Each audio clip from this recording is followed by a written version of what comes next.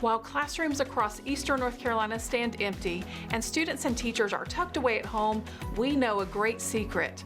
Learning can happen anywhere. In fact, learning can happen everywhere. Welcome to Eastern Carolina Education Connection, a partnership with WNCT and Pitt County Schools. We're here to connect and reconnect with students, teachers, parents, and community during this unique and remarkable time in our state's history by helping you learn from right where you are. Hi friends, hi Miss Jessica. We have a special treat today. We are going to have Dr. Ethan Linker, our superintendent, come and read with us today in the Reading Corner. He's going to be sharing this book, Is a Blue Whale the Biggest Thing There Is, by Robert Wells. Robert Wells actually wrote and illustrated this book, and it's published by our good friends at Allen Whitman and Company. This book is an exploration of size. You ask yourself a question and then you spend time researching and finding out the answer, you'll find a lot of historical things along the way. And as a special treat today, Poppy and I are going to head down to Aurora in the big blue Jeep, and we're going to go to the Aurora Fossil Museum, where we might see some things that were even bigger than a blue whale that lived right here where we are. So we're going on a big adventure. The end of today, Poppy and I have a special message for you too. So I'm really excited about everything that we're going to work on. Let's let Dr. Linker come on and join us right now and go ahead and give us a reading of our book. Take it away, Dr. Linker.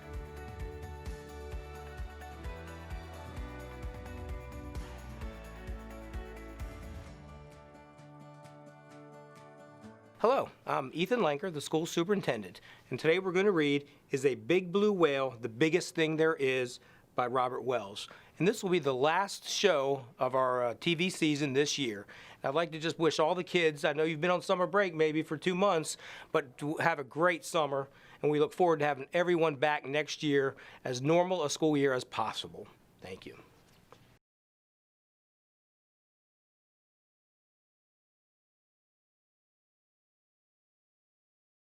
Thank you.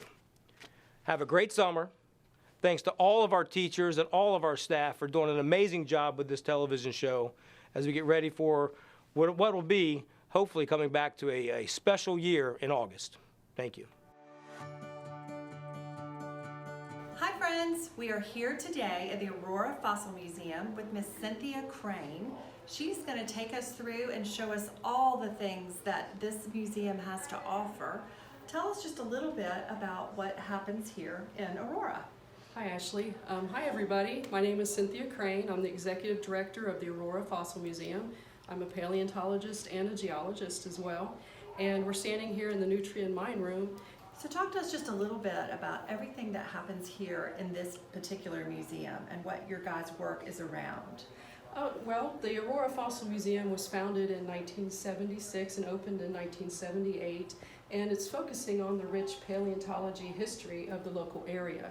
Myself being a paleontologist and a geologist helps us educate on the fossils that are found here that are unearthed during the phosphate extraction. As a paleontologist, that's something I've always been interested in. Tell me a little bit about what it is to do with paleontology. So a paleontologist studies past life on Earth that's preserved in the rock record. So a paleontologist can also study about climates, past ecosystems, how organisms interacted with each other to form a community. And this here in Aurora, this location in Aurora has a rich marine life fossil record representing 20 million to 8 million years ago. So paleontologists in Aurora have been able to study about sharks and all the different ecosystems that have evolved over time in Aurora. So as you're mining, some of the things that you've been finding are sea animals that have lived that many million years ago. Wow, that is amazing. So you mine phosphate here, and tell me just a little bit. I know it's in toothpaste. I know phosphate's in so many different parts of our life. What else is phosphate used for? So the neighboring Nutrient Phosphate Mine, they're the company that extracts the phosphate, and as a byproduct of getting the phosphate out, the fossils have been discovered. Phosphate is called a nutrient for life. It is used in a variety of things, just like toothpaste, what you had said. Coca-Colas. If you drink a Coca-Cola, a lot of the aurora phosphate is in Coca-Cola products. Let's see, and the biggest one is fertilizer. Oh, yeah. So it's used by farmers all over the world to grow crops that we eat and use for fuels and different things like that. They come across these fossiliferous units. Fossiliferous means plenty of fossils. The top one there is called the James City Formation. It has a lot of shells, a lot of corals and whelks and oysters. So it kind of represents a coral reef or a shallow, warm, tropical environment. And then as you go deeper, this middle layer that has a lot of gray, it's like a gray layer with a lot of scallop shells. These scallops swim. They swim through the ocean. And this represented a deep marine environment, very deep. And that environment we'll get to later in our talk had large animals, large whales, the shark megalodon, and these different mega beasts that were in the ocean around Aurora at the time. And then as you go down further towards the phosphate layer, we have more ancient animals and organisms, which we'll talk about from the Pungo River Formation. Hi there, how are you? Good, how Tell are us you? a little bit about what we're going to be able to see in here. Okay, as I'm going to say, we are talking about megalodons. This is a reconstructed version of a megalodon shark jaw. Megalodons can size up to 60 feet long, which is approximately the size of a train car. The megalodon is also the North Carolina state fossil. And as we come over here, you will see many different reconstructed versions of shark jaws, such as makos, and we have cow sharks. And as you come along this wall and finish along here, we will come over to Meg, as we call her. She is a reconstructed version of what a megalodon could have sized to. And now I hand it over to Cameron. Hey guys, so as you guys just heard from Carson talk about megalodon teeth, I'm going to be talking about the shark's jaw. So sharks are made up of cartilage, and if you feel your ears and your nose, those are also made of cartilage. If you look at the shark's jaw, there are several rows of teeth. If a shark happens to lose a shark tooth, it'll always be replaced by a new one. So if you come over here, you can see there are thousands of shark's teeth. This is about the amount of teeth that a shark will lose in a lifetime. That's a lot of teeth. And now we'll hand it over to Tyler. Bye guys. Hey guys, my name's Tyler and this is the Marine Life Room. This room has many different fossils from different marine life that was in this area at one time. And on the wall here we have an illustration of different marine life, like I said, that was here. We have crocodiles, primitive toothed whales, and of course we have sharks. So these animals were here a long time ago. So down here in the display we have some fossils like stingray barbs, stingray teeth, and we do have some tuna and marlin vertebra. And the marlin is the fish that has the really long nose. So they get really big, and as we also have tuna vertebra, like I said. So yeah, this room has mostly things that were a lot older than the typical fossils, like dolphins and whales that we have here. And this illustration has different marine life that of course we would recognize more than the other side. And in this illustration we have the megalodon shark. A lot of these animals we still have today except for the megalodon. It has since gone extinct, and the other animals in this picture have been able to survive and still live in our oceans today. So down in this display here we have different fossils from manatees, seals, dugong, which is kind of like a manatee. So you have vertebra and limb bones like your arms and legs. And down a little further we also have tusks from walrus. And they get really big. They can use those to kind of crawl up on the icebergs and get out of the water if they want to. And we also have a real jaw from a walrus that was caught in a fisherman's net not too far from here. So this is what kids mostly like to look at. And so yeah, we got all different kinds of whales, dolphins, even sturgeon, which is a very old fish, and they get huge. And now we also have dolphin jaws and dolphin vertebra, whale finger bones, Of course, they don't have fingers like us, they have flippers, but the finger bones in their flipper kind of help hold everything together. They can use those to swim around and catch prey. So we also have teeth from sperm whales, and also other bones like ear bones from whales. So a lot of people don't think of whales as being very carnivorous, but in fact they can be. Thank you so much. Thank you. Thank you so much for your time today and all of your staff. They were so helpful in teaching us so much. We look forward to coming back. Oh, thank you. I cannot believe everything that we just saw in Aurora. It was amazing the things that they have dug up out of that river. I didn't even know that sharks went in and out of that river, and I found all kinds of things there. It was cool. Minerals, different kind of rocks, things from all over the world. You know, it got me to thinking about all the things that we have learned. I can't believe this is our last episode. I was thinking about the places that we've been. We've learned about poetry from the teachers that have come. Yeah. We've learned about music, musical instruments.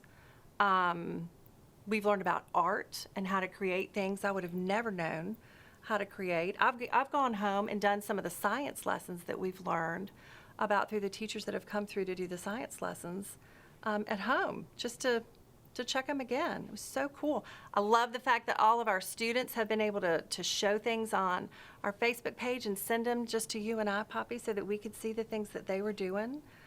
We met Lamar and Leo Yes. and Benjamin the kangaroo. Oh my gosh, Yes. that was an incredible day. That's one of those best days of my life kind of thing. Sylvan Heights, who knew that we were going to be hanging out together and birds were going to be all over us? We both got our hair done. Yeah, you did. They were trying to eat your sunglasses. Yeah. Although I will say they did a good job teasing you up a little bit. They did. You looked good. Volume is important. We met Ashley and we met Bobby Joe. Dr. Overstreet came and I got to play with a ball python, a snake. I'm so jealous. I'm so sorry. That really was the coolest thing ever. I hate that you missed that because that was a playful snake. I didn't even know snakes could be playful. That was new. We got to learn about you being a firefighter and taking us through the fire station and all the things that go into being a firefighter. It's not just jumping on a truck and putting out fires. There's so much more to it than that. I don't know, my mind is just full of, we even had people come yesterday that showed us how to do a retelling. Miss Snyder and Miss McDermott came yesterday to show us how to do a retelling using a taco. One of my favorite things. Love some tacos. Layer up a whole story inside a cover of a taco shell, beginning, middle, and end. Delish. I know. I made tacos last night. I ain't gonna lie about it. I did. And I told my husband a story while I was making it. So it works. I mean, that's one that everybody should definitely do. That's the thing. It's like we've learned so much, and I guess every good thing has to come to an end. Yeah. And so I was thinking, I don't want to let go of the people and of the learning and of the connection that we were able to make with our students from right where they are. And so it was making me think about this story, The Invisible String, that I heard about. Have you ever heard it? I've heard of it, but I haven't read it yet. Well, let's do it. Want to read it? Absolutely. Let's do it. This is one of the nicest ladies. Her name is Patrice Karst, and she said we could use all of her books with our students, which was so nice. So I really appreciate that. Love you, She wrote Patrice. this, all right, represent. Patrice Karst, and it was illustrated by Joanne Lou Vryhoff, and it was published by our good friends at Little Brown Books. But I think it's a really good way to help us remember that even though we're not with the people that we've been with this whole time, and we're not with the people that we learned with and learned from, we are still all connected. So I'll see if you think what I think. It's a really sweet book. She dedicated this book to the children of the world and the magic of their strings, which I like when I love to read the dedications. Liza and Jeremy, the twins, were asleep one calm and quiet night. Suddenly, it began to rain very hard. Thunder rumbled until it got so loud that it woke them up. "Mommy, Mommy!" they cried out, and they ran to her. Do you get scared in storms? You love storms. I love storms, but when it starts thundering loud, I mean, I do kind of get A little bit nervous. a little bit. I understand. Don't worry, you two. It's just the storm making all that noise. Go back to bed. We need to stay close to you, said Jeremy. We're scared. Mom said, you know what? We're always together, no matter what. How can we be together when you're out here and we're in bed, said Liza. That's a good question. Kids always ask good questions. Mom held something right up in front of them and she said, this is how. Rubbing together their very sleepy eyes, the twins came closer to see just what it was that Mom was holding. I was about your age when my mommy first told me about the invisible string. I'll see a string, said Jeremy. You don't need to see the invisible string. People who love each other are always connected by a very special string made of love. Well, but if you can't see it, how do you know it's there? Asked Liza. Well, even though you can't see it with your eyes, you can feel it in your heart. And you know that you're always connected to everyone that you love, no matter where you are. I like that. I do too. When you're at school and you miss me, your love travels all the way along that string until I feel it tug a little bit at my heart. And when you tug it right back, we feel it in our hearts too, said Jeremy.